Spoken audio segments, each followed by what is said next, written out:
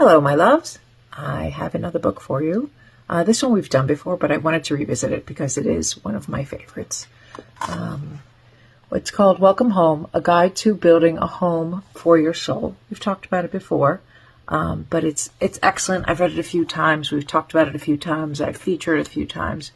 If you're not familiar with this author, she has a page here on Facebook. She's on Instagram. She has a YouTube. She has multiple books out. Highly, highly recommend her. I wanted to read something to you, but because of the birthdays, let's get the glasses. In the book, she talks about not building a home for yourself and other people, like finding that home for yourself within you. And she leads you through three pillars of how to get there. I want to talk to you today about the third one because I love it. Pillar number 3 says, don't let guilt stop you. Let it teach you.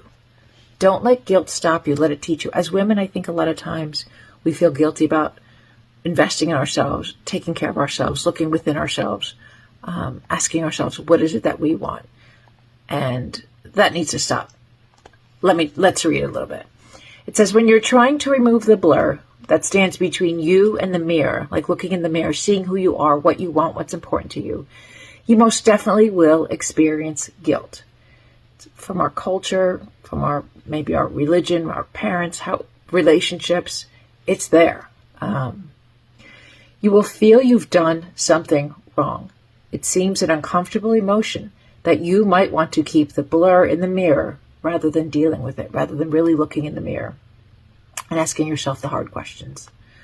But remember that guilt is a normal emotion to experience when you're going against what you've believed for so long. Anytime you have a shift in your paradigm about how you think of things, that guilt's going to set in.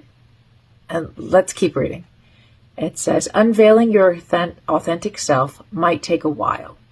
It feels untrue to yourself to be going against how you've always been. This doesn't mean you're on the wrong path. It just means you're changing. Just like unveiling.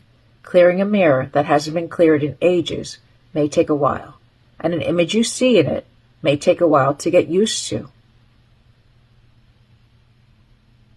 You might feel foreign to yourself, foreign to the self that you've been for so long.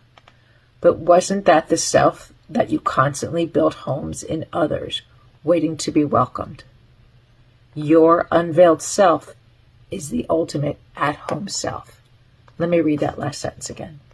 Your unveiled self is your ultimate at-home self.